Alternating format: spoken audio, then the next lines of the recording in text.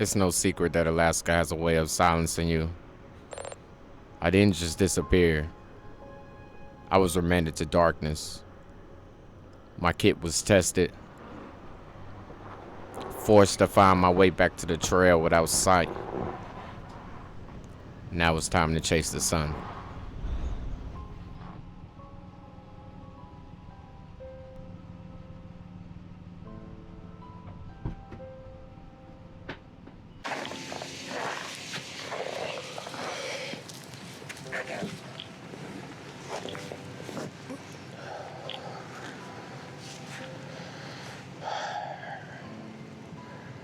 What's up, guys? So, 8 months. It's been 8 months since the last time I posted a video or shared with you guys. And to be honest with you, I'm kind of glad it happened. I miss sharing my experiences with you guys, my growth. But in that 8 months, I felt like I've grown a lot. I feel like I've grown a lot in regards to understanding myself and understanding what I really was trying to do here on YouTube. So when I initially started this channel, I was so enthusiastic. I was just like, oh my gosh, I have the opportunity and to be able to live this type of lifestyle that's always been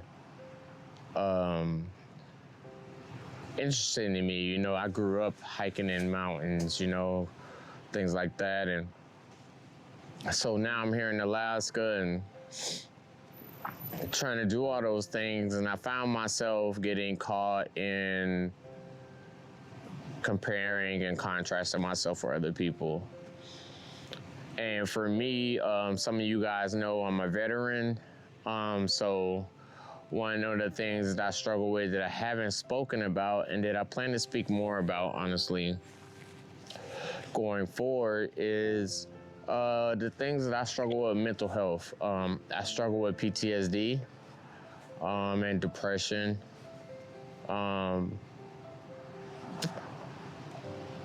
Here lately, over the past 8 months, the toughest trail that I've had to navigate has been in my own head. It's been in my own mind. And so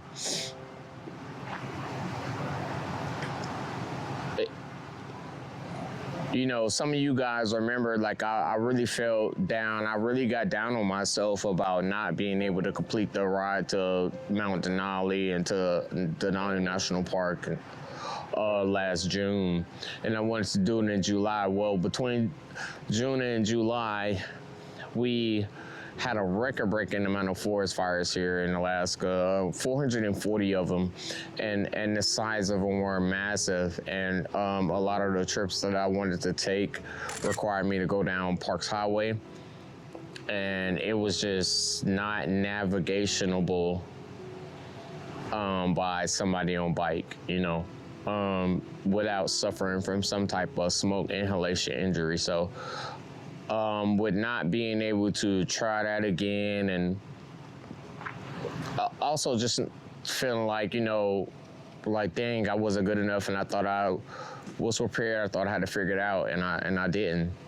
I got really down on myself, and I went through a depression stage. It was hard to pick up my camera. When I did, I was taking photos from the window in my office at my house. I did ride sometimes, but very seldomly. but I definitely stopped sharing with you guys. And in that time, I thought a lot about I was wondering, why was I not posting videos? You know, I've been through a lot of things in life. This is not the toughest thing. Why was it that these things that are really small compared to the things that I've overcome, why were these things stopping me from making videos? And what was it? I spent a long time wondering what this channel was missing. 8 months watching these banks in silence and solitude, waiting for new ideas to take flight. And I realized what was missing. My channel was missing me.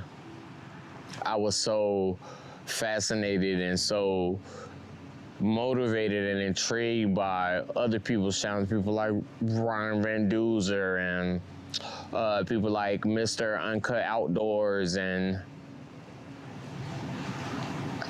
actually Mr. Uncut Outdoors is new to me, and he kind of made me realize, man, just be yourself. But like just other people that, like, especially because I'm a cyclist and I love to bike, you know, so I guess I was just trying to build my stuff the kind of the same way they were building their stuff. But the difference is for me, it seemed like it was more about the stuff and it was less about me. And because I realized that because of that the way I was trying to build my channel didn't have any identity to me. I'm sorry about that, I hit my mic. Any identity to me personally that's unique to me. It made it hard to be passionate, or it made it hard to see past, you know, the flaws and the failures and the things that you encounter when you're learning. And so, and thinking about that, it took a long time, and I had to deal with my depression and how that affects other things. And that made me think a lot about what I wanted this channel to be and what success is to me. I have a lot of skills, do a lot of things, but I'm not out trying to just build a new career. I'm a veteran, I've done that. I gave a lot to that. And so now I just want to inspire people. I want to meet new people. I want to learn new things. I want to be something that can be a bridge to connect people that would never have connected with each other otherwise. And so that's where we come here now, to the Black Trail Frame, the new title. And that title means something. You know, the Black is wanting to have more representation of people that look like me, Black men, Black women, people that look like me. You know, in the outdoor spaces, we are very underrepresented. It's not a lot of us because it seems like it's just so far reached from us in our communities. I understand that, but it's not. And I just want to be able to motivate people to look in a direction that's maybe just doesn't seem normal. And if they're already looking in that direction, don't be afraid to walk in that direction. And so just wanting to be able to tell stories of my stories and maybe and the stories of others, regardless of race, but the Black is that, and caring about and wanting to see more Black people in outdoor space. So with me living in Alaska, it's already not a lot of people here anyway, and it's not, and there are Black people that live here. It's not uncommon, but because it's just already so little people, and the history of this land and this country it is even more uncommon to see people in outdoor spaces and taking advantage of like the things that Fairbanks and Alaska has to offer. It's rare, it's very rare. And I just want to be encouraging more of that. And then the trail, you know, the trail is just, it's not just about the ride. It's not just about great visuals and high intense and fast, you know, footage or great views. It's the ride. It's gonna dive more into also the ride. The trail is navigating, you know, the things we deal with in mental health. I think that whether you feel like you identify or have been diagnosed with some type of mental or cognitive differentiality than what is considered to be normal, I think that all of us deal with the simple feelings of not feeling like we're good enough at times, or not feeling like we have anything to offer. I think that we all feel lost sometimes. And so that's what the trail is in the Black Trail frame. And then the frame is just making a decision and deciding how you want to see your life, how I want to frame my life. You know, I realize I can look at my life like, hey, I don't have all the equipment, or I don't have all the money to do certain things that certain people do.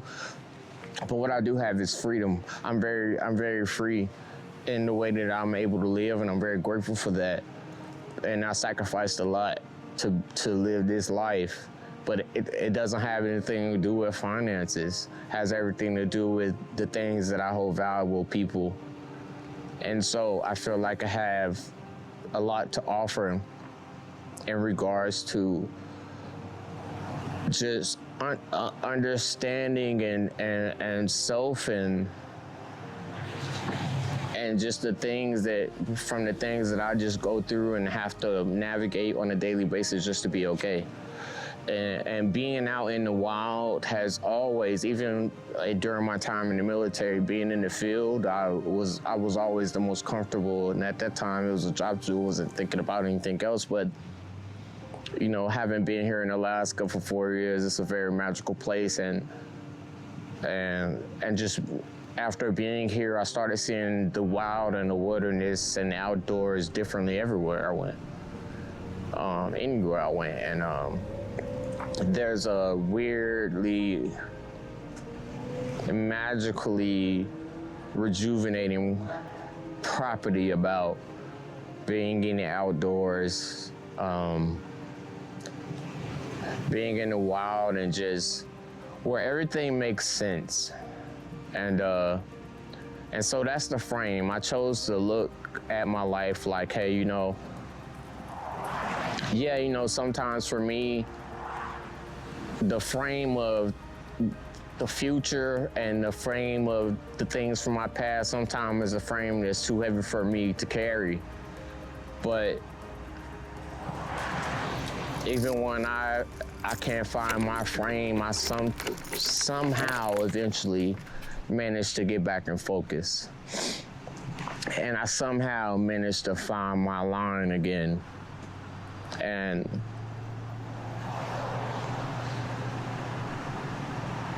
that actually has led into my new saying.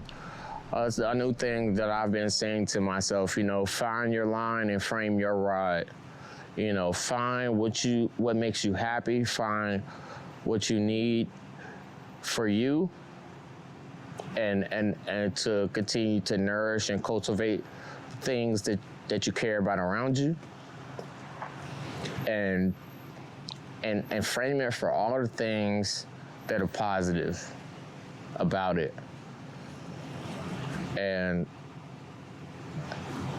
my goal, I had to decide what my frame is, and my frame has become the Black Trail frame.